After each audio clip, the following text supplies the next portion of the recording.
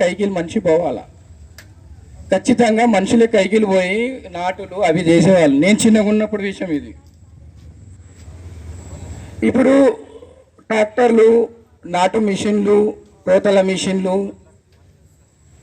వ్యవసాయం చాలా ఈజీ అయిపోయింది. మీకు చాలామందికి తెలుసు ఒక 30 ఏళ్ళ కింద ఏ రకంగా ఉండేను అన్నది.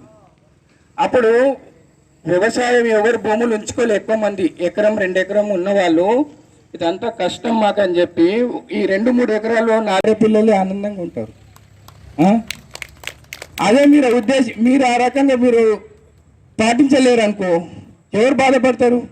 సార్ బాధపడతారా? ఫైన్ వేసినందుకు మీరే బాధపడాలా, మీ కుటుంబమే బాధపడాలా. Thank you. మా సార్ వెయిటింగ్లో ఉన్నారు.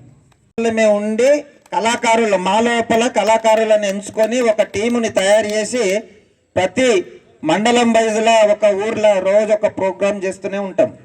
మరి ఇవాళ రేపు అంటే చాలా మోసాలు జరుగుతున్నాయి. ఎందుకంటే టెక్నాలజీ పెరిగింది, ఇంకా తగ్గాలి. కానీ టెక్నాలజీ పెరిగిన కొద్దీ ఇంకా మోసాలు ఎక్కువైతున్నాయి. కూర్చున్న దగ్గరనే సంపాదించాలనే మనిషి ఉద్దేశంతో ఏ కష్టం పడకుండా కూడా డబ్బులు రావాలనే ఒక్కటిసారి నేను కోటీశ్వరుని కావాలా, లక్కీ లాటరీలో తగిలితే నాకు ఎంత మంచిగా ఉంటుంది, కోటీశ్వరుడు అయినావు, ఒక 50,000 వంపు అనగానే నమ్మంగానే అబ్బా నన్ను కోటీశ్వరునైనా నాకు మళ్ళీ పంపుతాడు అనగానే 50,000 ఆ లింక్ ద్వారా ఓటీపీ చెప్పనగానే చెప్పేసి 50,000 పంపుతున్నావు.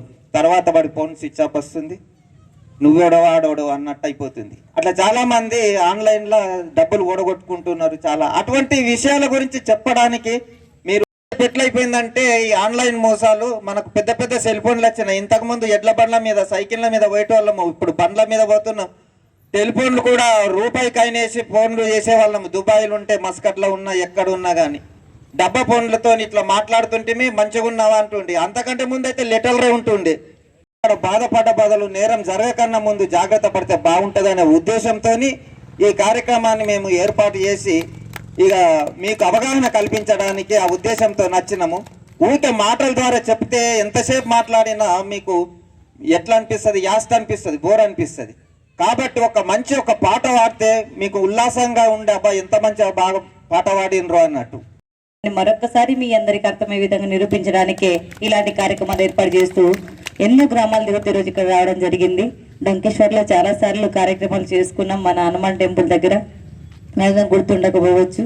కాబట్టి కమిషనరేట్ తరఫున ప్రత్యేకంగా ధన్యవాదాలు మీ అందరికీ కార్యక్రమానికి చేరుకున్నందుకు. ఇంకా చాలా మంది వస్తారని ఎక్స్పెక్టేషన్తో ఇక్కడ కార్యక్రమం ఏర్పాటు చేయడం జరిగింది. కాబట్టి రాని వాళ్ళందరినీ ఏం చేయలేము. కాబట్టి వచ్చిన మీ అందరినీ పేరు పేరున మీ అందరికీ ధన్యవాదాలు, వందనాలు తెలియజేసుకుంటా ఉన్నాం. అయితే ఇప్పటిదాకా మాట్లాడిన వాళ్ళందరూ కూడా పోలీసు వాళ్ళే, నేను కూడా పోలీసే. ఇక్కడ ఉన్న ఏఎస్ఐ సార్ గారు కానీ ఇందాక మాట్లాడిన వాళ్ళు మేమందరం పోలీసుమే. పోలీస్ డిపార్ట్మెంట్లో భాగంగా జనాలు విలేజ్లలో, గ్రామాల్లో చదువుకున్న వాళ్ళు ఉంటారు, పెద్దవాళ్ళు ఉంటారు, ఆడవాళ్ళు ఉంటారు, వాళ్ళు ఉన్నారు. కాబట్టి ఈ చిన్న విషయాన్ని మీరు గ్రహించి హెల్మెట్ పెట్టుకొని ప్రయాణం చేయాలని మిమ్మల్ని అందరినీ కోరుకుంటూ, మనం ఎంత జాగ్రత్తగా వెళ్తున్నా ఎదుటివాడు జాగ్రత్తగా వస్తున్నాడో లేదన్నది తెలియనప్పుడు పొద్దున అనగా వెళ్తారు, ఏదో పనికి వెళ్తారు, సాయంత్రం 6 గంటలకు 5 గంటలకు తిరిగి రోజు వస్తూనే ఉంటారు. అట్లా పొద్దున 10 గంటలకు వెళ్ళి సాయంత్రం 5 గంటలకు వచ్చే భర్త కానీ కొడుకు కానీ ఒకరోజు టయానికి రాకపోతే మనం 10 సార్లు ఫోన్ చేస్తాం, ఇంకా రాకపోయి ఏమైందో అని. ఫోన్ లిఫ్ట్ చేసి మాట్లాడితే సంతోషపడతాం, కానీ అదే ఫోన్ లిఫ్ట్ చేయకపోతే టెన్షన్ పడిపోతాము. దోస్తులను అడుగుతాము, కనపడ్డ ప్రతి ఒక్కరు మా వాడు కనపడండా, మా ఆయన కనపడ్డా అడుగుతూనే ఉంటారు ఇంట్లో ఉన్న వాళ్ళు.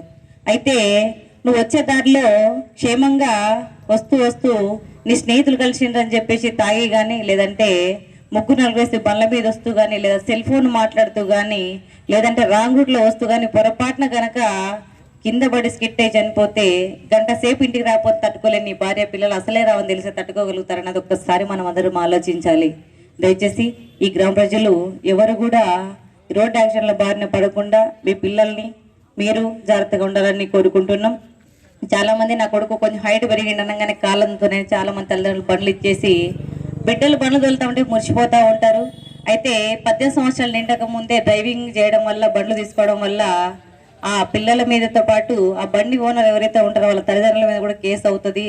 అలాగే జైలు పాలవ్వాల్సిన దాఖలాలు కూడా ఉన్నాయి కాబట్టి ఈ మధ్యకాలంలో చాలా జరుగుతూనే ఉన్నాయి, చూస్తూనే ఉంటారు. మైనర్ పిల్లలకి బండ్లు ఇవ్వడం చట్టరీత్యా నేరం కాబట్టి దాని ఫలితంగా తల్లిదండ్రులు కూడా జైలుకి వెళ్ళే ఛాన్సెస్ ఉన్నాయి. కాబట్టి మీరందరూ చట్టాలన్నీ మన 15th ఆగస్ట్ నుంచి మారినాయి కాబట్టి చట్టాలకు అనుగుణంగానే మనం కూడా నడవాలి. జీవిత సత్యాన్ని నేర్చుకో, ఒకరా ఇద్దరా ఎందరో ఈ రోడ్డు మీద ప్రాణాలు వదులుతున్నారో, ఈ రోడ్డు మీద ప్రాణాలు. కాలే కడుపుతోటి ఉడుకు గంజి కొరకు వలస పోయే వాళ్ళు కొందరు, తీర్థయాత్రల కాని తిరునాళ్లకు పోయి తిరిగి రాని వాళ్ళు కొందరు. కాలే కడుపుతోటి ఉడుకు గంజి కొరకు వలస పోయే వాళ్ళు కొందరు, తీర్థయాత్ర కాని తిరునాళ్లకు పోయి తిరిగి రాని వాళ్ళు కొందరు. అత్తగారిచ్చిన కొత్త కారులోన అసువులు బాసిరి ఎందరో, ఒక్కరా ఇద్దరా ఎందరో ఈ రోడ్డు మీద ప్రాణాలు వదులుతున్నారో.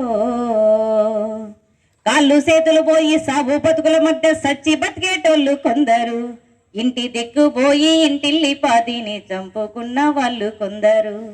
అమ్మ నాన్నలు పోయి ఆదరణ కరువయి అలమాటించే పిల్లలెందరో, ఒక్కరా ఇద్దరా ఎందరో ఈ రోడ్డు మీద ప్రాణాలు వదులుతున్నారో.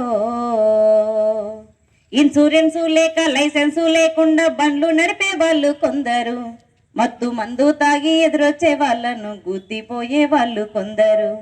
లైటు లేని లారీ బ్రేకు లేని బస్సు గుద్ది సంపేటోళ్ళు ఎందరో, ఒక్కరా